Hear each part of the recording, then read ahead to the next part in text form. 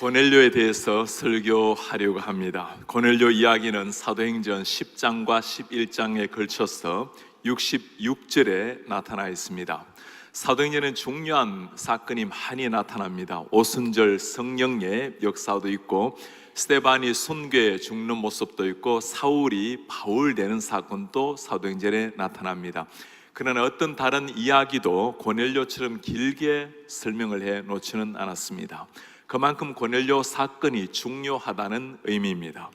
고넬료 이야기가 중요한 것은 지금까지 유대인들이 가지고 있었던 구원관에 대해서 바꾸어 놓은 계기가 된 사건이기 때문입니다.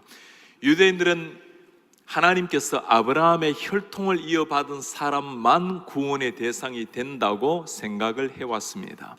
베드로도 예외가 아니었습니다. 하나님께서 베드로가 기도할 때 환상으로 나타나셔서 큰 엄청난 보자기에 각종 짐승들을 내려보내었습니다. 잡아서 먹으라.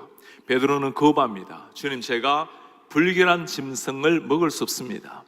내가 깨끗하게 했다는데 왜 부정하다고 하느냐? 먹으라. 베드로는 3번이나 거부를 합니다. 유대교에 사로잡혀서 하나님의 명령까지도 거부했던 베드로, 그 베드로가 이방인 고넬료 집에 들어갔을 때 그가 했던 첫 번째 인사입니다.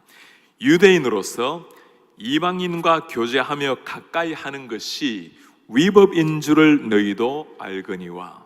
그러니까 유대인은 내가 이방인의 너희 집에 오는 것 자체가 위법하다는 것, 법을 어긴다는 것을 너희들이 알지만 하나님께서는 나에게 지시하기를 아무도 속되다 하거나 깨끗하지 않다 하지 말라 하시기로 부름을 사용하지 아니하고 왔노라. 묻노니 무슨 일로 나를 불렀느냐? 베드로를 불렀던 그 고넬료에게 첫 번째 했던 인사는 이런 말입니다. 하나님은 유대인만의 하나님이시기 때문에 내가 이방인된 너희 집에 올 사람이 아닌데 하나님이 명령하셔서 왔노라. 무슨 일인가? 고넬료는 하나님께서 기도 중에 자신을 만나준 이야기를 베드로에게 들려줍니다. 그때 베드로의 영의 눈이 열렸습니다. 너희가 성령을 받으면 예루살렘, 유다, 사마리아 땅끝까지 나의 정인이 되리라고 하나님이 말씀하셨는데 그 말씀이 현장에서 이루어지고 있다는 것을 베드로가 보게 된 겁니다. 그제서야 베드로가 고백합니다. 내가 참으로 하나님은 외모를 보지 아니하시고 각 나라 중 하나님을 경외하며 의를 행하는 사람을 다 받으시는 줄 깨달았도다. 이제야 비로소 혈통 민족이 아니라 하나님을 진실로 경외하며 의를 따라 살아가는 사람을 구원하시는 하나님을 깨달았다고 고백을 하는 겁니다. 유대인뿐만 아니라 모든 민족의 하나님이라는 것을 비로소 깨닫게 된 겁니다. 그러나 이런 베드로를 비난하는 사람들도 있었습니다. 유대인으로서 율법이 없는 저 이방인의 집에 가서 교제했다는 걸 가지고 비난하는 사람들에게 베드로가 한 말이 있어요. 그런즉 하나님이 우리가 주 예수 그리스도를 믿을 때 주신 것과 같은 선물을 그들에게도 주셨으니 내가 누구이기에 하나님의 능히 맡겠느냐? 하나님이 당신이 친히 사랑하셔서 친히 구원하는 백성이라면 내가 어찌 막을 수가 있겠는가라는 질문입니다. 베드로에게 이 위대한 신앙, 유대인뿐만 아니라 사마리아 저 이방 영혼들도 하나님의 백성이 될 수 있다라는 것을 가르쳐 주신 분은 하나님이시지만, 그러나 이 베드로에게 영의 눈을 뜨게 만든 계기가 된 사람이 오늘 본문에 나오는 고넬료 사람입니다. 이방인으로서 제자들에게 직접 복음을 듣고 첫 선교의 열매가 된 사람. 모든 것이 하나님의 은혜이지만 오늘 이 베드로의 삶, 고넬료의 삶을 가만히 살펴보면 참 하나님께서 기뻐하시겠다라는 생각이 들어요. 오늘 2절에는 고넬료의 삶을 3가지로 잘 정리해 놓았습니다. 그가 경건하여 온 집안과 더불어 하나님 경외하고 백성을 많이 구제하고 하나님께 항상 기도하더니,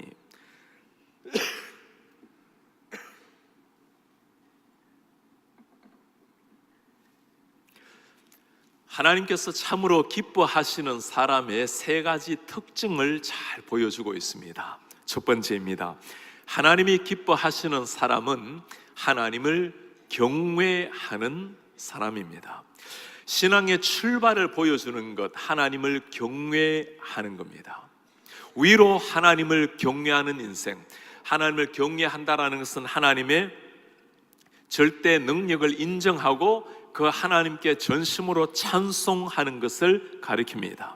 사실 고넬료의 상황을 생각하면 이렇게 하나님을 경외하는 게 쉬운 일은 아닙니다. 오늘 1절에 고넬료가 누구인지를 소개해주고 있습니다. 가이사랴에 고넬료라 하는 사람이 있으니 이달리아 부대라 하는 군대의 백부장이라. 백부장이란 말과 가이사랴 지방이라는 말에 귀를 잘 기울여 보시기를 바랍니다. 백부장이라는 것은 당시에 로마의 군사 100명을 이끌 수 있는 지휘관이라는 의미입니다. 당시 로마 군대는 유대인들을 무자비하게 억압했고 착취했던 사람들입니다. 그가 머물렀던 곳이 가이사랴입니다. 가이사 황제, 로마 황제 이름을 따서 세운 그 도시에서 황제가 주님이 아니라 하나님을 나의 주님으로 모시고 살아가는 것 쉽지 않는 일입니다. 당연히 지휘관이라면 황제의 명령에 죽고 사는 것이 군인의 마땅한 일인데 그가 정말 무릎을 꿇어야 될 그의 주인을 고넬료가 만난 겁니다. 고넬료는 어릴 때부터 로마 시민으로 자라나면서 힘이 있는 사람이 되리라고 꿈을 꾸었을 겁니다.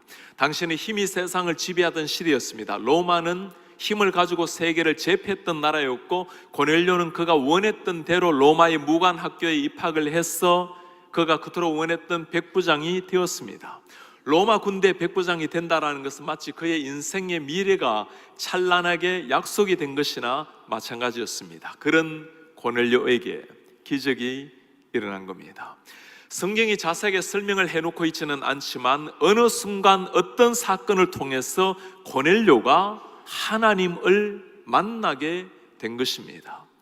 로마 세상을 정복했던 그 로마 한복판에서 로마의 군인이 전능하신 하나님을 만난 것, 황무지 같은 세상에서 마치 오아시스를 만난 것이나 마찬가지였습니다. 하나님께서 이런 고넬료를 바라보시면서 정말 기뻐하셨던 또 다른 이유가 있어요. 그의 경건은 개인의 삶뿐만 아니라 그의 가족들, 그의 하인들, 그리고 친구, 친족까지도 확산되어서 그로 말미암아 많은 사람들이 하나님께로 돌아오게 되었습니다. 오늘 성경 2절에 보면 온 집안과 더불어 하나님을 경외했다고 말씀하고 있습니다.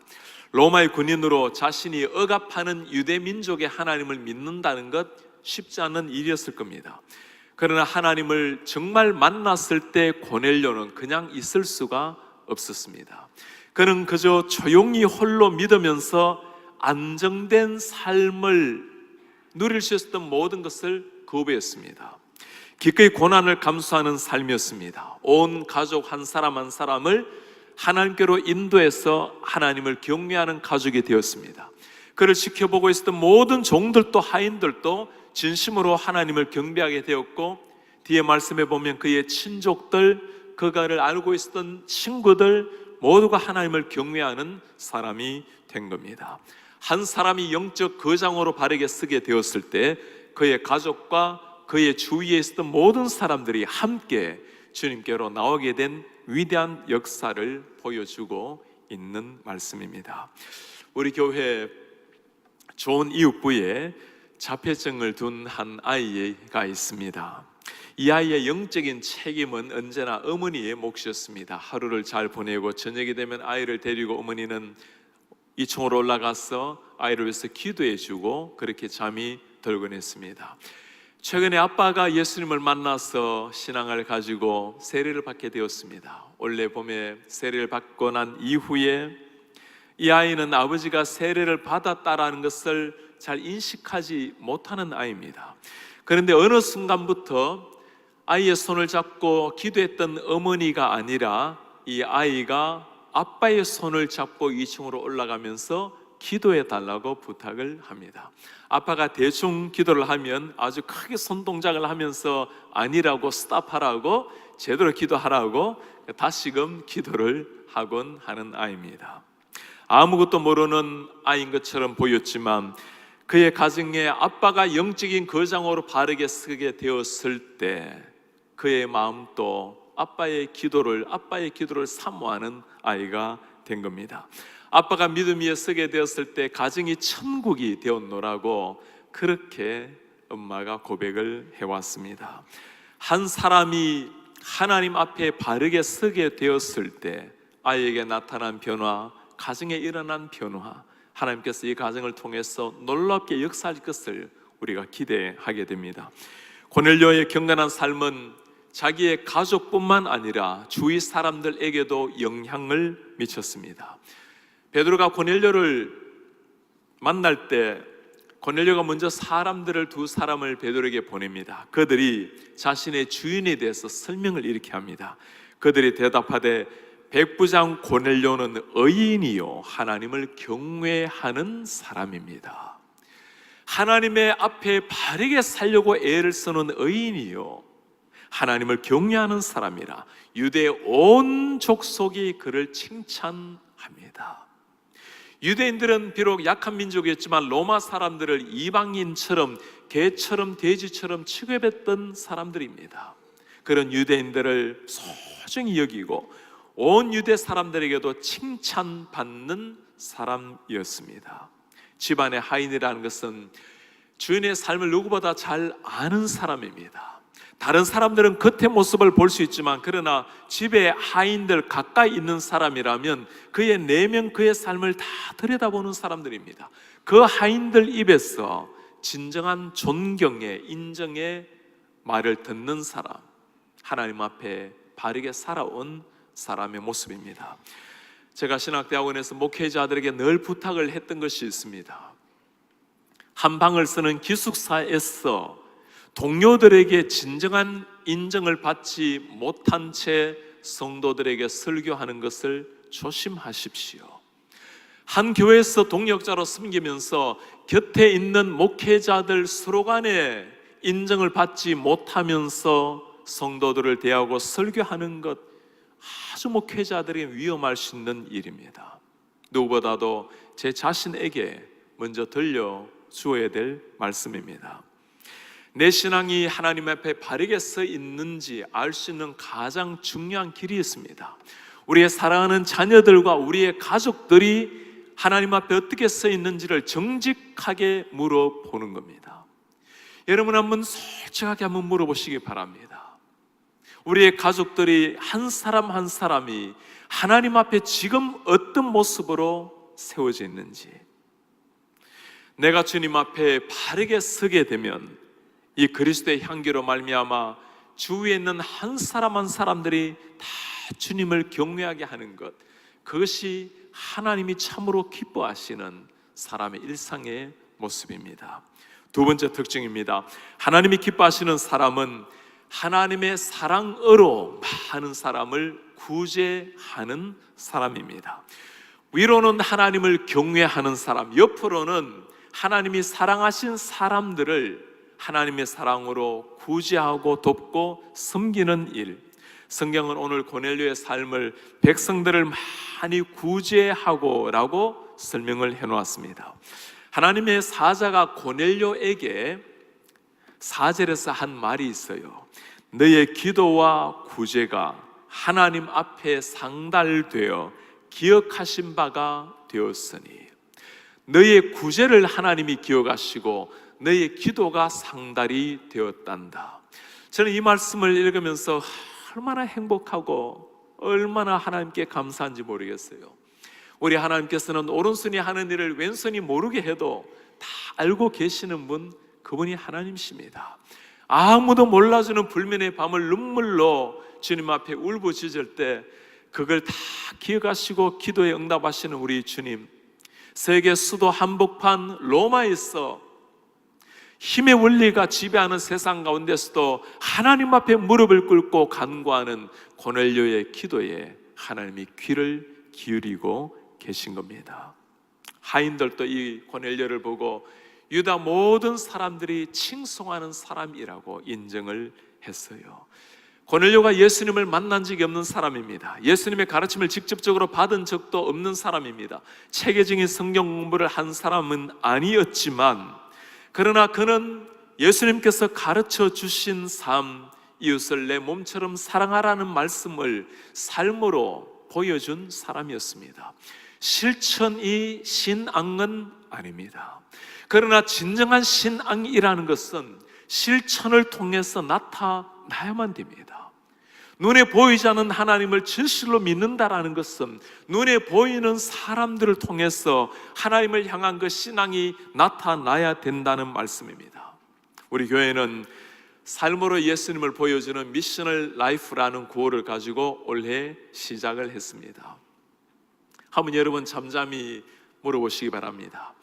삶으로 예수님을 보여주는 미셔널 라이프, 내 삶을 통해서 예수 그리스도께서 어떻게 나타나셨는지 한번 차분히 물어보시기 바랍니다. 누군가 나로 말미암아 예수님을 만나게 되었다면 참 감격스러운 일일 겁니다. 누군가 나로 말미암아 조금 더 주님께 더 가까이 나아가게 만들었다면 그것 또한 참 소중한 일이 될 것입니다. 한 시대에 살아가면서 나의 흔적으로 말미암아 누군가가 주님으로 말미암아 좀 더 행복하고 좀 더 주님으로 말미암아 하나님의 거룩한 백성으로 쓸 수 있다면 그보다 가치 있는 인생이 어디에 있겠습니까? 탐스 슈즈라는 말을 여러분 들어보셨나요? Shoes for Tomorrow라는 모토를 가지고 블레이크 마이코스키가 창업한 회사입니다. 소비자가 한 컬레 신발을 사면 3세계에 있는 어린아이들에게 한 컬레 신발을 도네이션하는 이런 프로젝트를 가지고 회사를 세웠습니다. 스스로 거듭난 크리스찬이라고 부르는 그가 2006년도에 29살 나이에 아르헨티나에 여행을 했을 때 아르헨티나 현 상황을 보고 충격을 받았습니다. 수많은 아이들이 신발 없이 맨발로 다니는 것을 본 겁니다. 발에는 물집이 생겨져 있고 상처에 피가 흐르고 그로 말미암아 많은 질병에 시달려야 되고, 이 어린아이들에게 신발을 신겨줘야 되겠다고 결단을 내립니다. 신발 회사를 차렸고 신발을 하나씩 구매할 때마다 신발 한 짝을 그 어린 생명들을 위해서 보내는 일을 시작했습니다. 회사를 시작한 이후 7년 만에 1000만 컬레의 신발을 3세계에 보내게 된 것입니다. 이 정도의 거대한 사업은 아니지만 우리 교회에서도 우리 사랑하는 자녀들, 어린 생명들이 이 하나님의 사랑을 나누려고 많이들 애를 쓰고 있어요. Water of Life 프로젝트라고 생수를 전달하겠다는 이 프로젝트를 가지고 우리 사랑하는 다음 세대 자녀들이 지금까지 프라미스랜드에서 잘 하다가 이번에는 프라미스랜드뿐만 아니라 좋은 이웃부, 올스타즈, 그리고 JG, 그리고 우리 SNL 같이 해서 이 프로그램에 동참을 했습니다. 이번에는 122개의 필터를 보내게 되었습니다. 이 정도면 하루에 2만 갤론 이상의 물을 깨끗하게 정수할 수가 있고 16년 동안 1억 2,200만 갤런이라는 엄청난 새 물을 공급을 할 수가 있습니다. 지금 또 이 지구상에는 340만 명이나 되는 사람들이 물 때문에, 위생 때문에 매년 죽어가고 있습니다. 이번에 우리가 보낸 조그마한 것을 통해서도 하나님께서는 많은 사람들에게 깨끗한 물을 통해서 생명을 살려내실 겁니다. 우리에게 영어권에 있는 젊은이들, SNL 청년들은 오랫동안 새벽을 깨워서, 매일 새벽을 깨워서 지역에 있는 우리 스페니시 일용직 근로자들을 위해서 아침에 따스한 차를 타서 그리고 조그마한 식사를 준비해서 그들을 섬겼습니다. 이제는 그들을 지역의 스페니시 교회로 잘 연결을 해서 지속적으로 신앙을 도와줄 수 있도록 우리가 그분들을 축복하며 보내는 행사를 가지기도 했습니다. 한국 전쟁 이후에 버려진 고아들을 어찌하든지 돌아보고자 하는 마음으로 세워진 것이 월드비전입니다. 월드비전의 밥 피어스 회장이 늘 했던 말이 있어요. 하나님의 마음을 아프게 하는 것들이 있다면 나의 마음도 같이 아프게 하옵소서. 하나님께서 보시고 아파하는 사람들이 있다면 내 마음도 아프게 해 주십시오. 하나님을 진실로 사랑하는 사람이라면 이 사랑이 형제 자매 곁에 있는 사람을 구제하는 것으로, 그들을 최선을 다해서 돕고 섬기는 것으로 나타나야 합니다. 하나님이 창조하신 모든 피조물 다 아름다운 영혼들입니다. 우리가 살아있는 날 동안에 우리로 말미암아 누군가가 조금 더 하나님 앞에 하나님께서 만드신 창조의 그 아름다움을 회복할 수 있다면 그것은 참으로 땅 위에 호흡하는 날 동안에 걸어가야 될 사명, 가치 있는 일이 될 것입니다. 세 번째 특징입니다. 하나님이 기뻐하시는 사람은 하나님께 기도하며 교제하는 사람입니다. 위로는 하나님을 경외하고 옆으로는 사람을 구제하고 내면적으로 안으로는 하나님과의 관계가 있는 사람, 기도함으로 말미암아 새로운 힘을 얻는 사람. 오늘 성경은 고넬료가 항상 하나님께 기도하더니라고 말씀합니다. 그냥 기도하는 것과 항상 기도하는 것은 무척 다릅니다. 매일의 삶을 주님과 함께 동행하기를 원하는 사람, 매 순간순간마다 하나님의 뜻을 이루기 위해서 주님의 뜻을 물어보는 삶이 이루어졌다는 겁니다. 로마 한복판에서 세계를 제패했던 힘의 강국, 그 한복판에서 그는 가이사 앞에 무릎을 꿇은 사람이 아니라 하나님 앞에 무릎을 꿇고 하나님의 뜻을 추구하며 살아갔던 사람이었습니다. 아직까지 예수 그리스도의 복음을 직접 들은 것도 아니고 정기적으로 성경을 배운 사람도 아니었습니다. 그러나 어떤 곳에서도 그는 얻을 수 없었던 하나님과의 깊은 교제를 통해서 진정한 능력을, 하늘의 능력을 소유한 사람이 되었습니다. 오늘 우리는 10장에서 유대라는 장벽을 넘어서 이방인에게도 선포되는 복음의 현장을 보았습니다. 하나님 앞에 한 사람이 무릎을 꿇게 되었을 때 그로 말미암아 이 생명의 복음이 로마 땅에도 심겨지는 현장을 눈으로 보았습니다. 기도했을 때 일어났던 역사였습니다. 지난주 화요일, 수요일, 목요일 사흘 동안 우리 교회에서 설교 컨퍼런스를 가지게 되었습니다. 미국의 많은 목회자들, 그리고 유수한 신학대학원의 교수들, 그리고 한국의 8분의 목회자들, 또 4분의 신학 교수님들께서 오셔서 300명 정도가 함께 설교 세미나를 가지게 되었습니다. 참 귀한 세미나를 통해서 많은 분들이 큰 은혜를 받고 또 힘을 얻어서 각 교회로 돌아가게 되었습니다. 목회자가 한 사람이 말씀으로 잘 세워지게 되면 교회 하나가 주님 앞에 세워지는 겁니다. 우리 많은 미국인들, 목사님들이 교회에 와서 보고는 참 얼마나 큰 도전을 받는지. 우리가 수요일날 함께 예배를 하게 되는데 우리 어르신들 65세 이상의 엘림 콰이어가 찬양을 했어요. 65세 이상의 찬양했다는 것을 사람들이 도저히 믿지 못하는 눈치였습니다.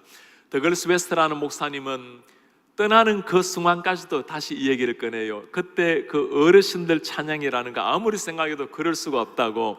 당신의 교회가 교인이 3만 명 정도 됩니다. 돌아가면 그들에게 이 엘림 콰이의 기쁨을 이야기를 해줘야 되겠노라고.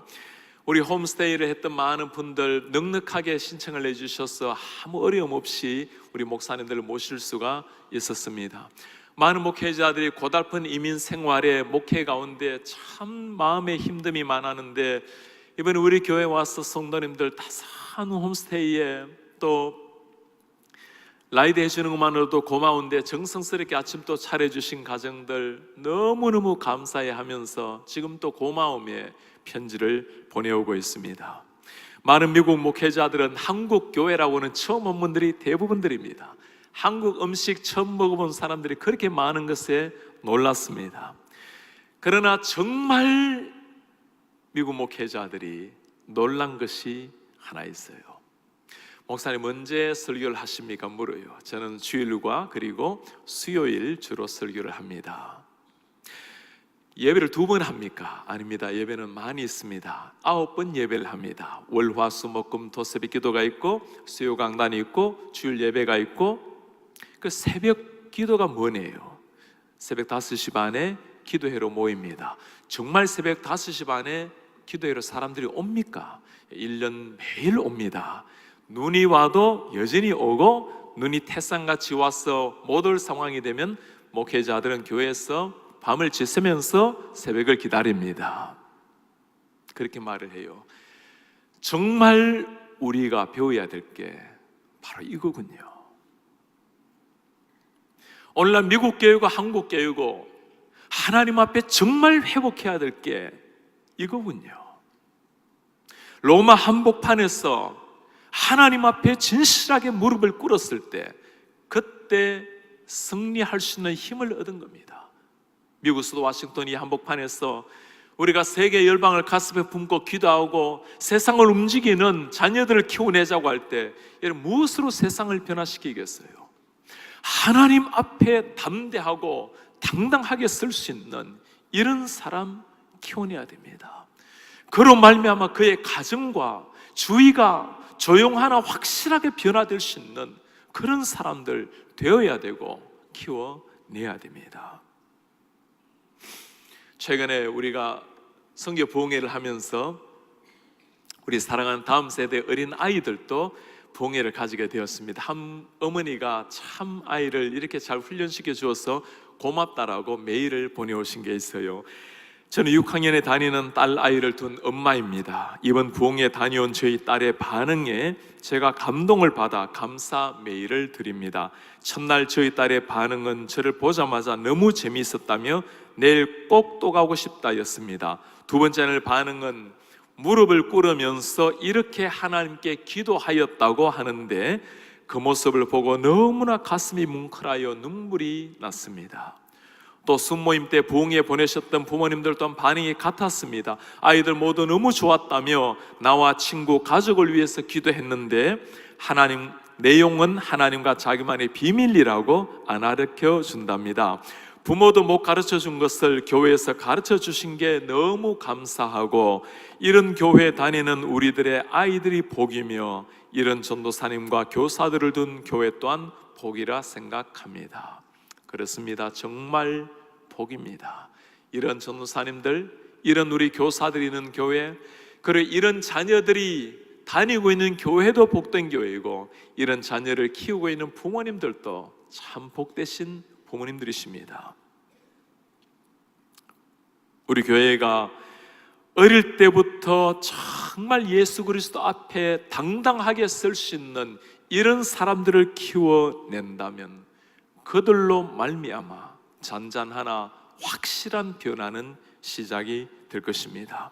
오늘 고넬료는 베드로를 통해서 예수님의 복음을 확실하게 들었고 성령을 체험하고 세례를 받았습니다.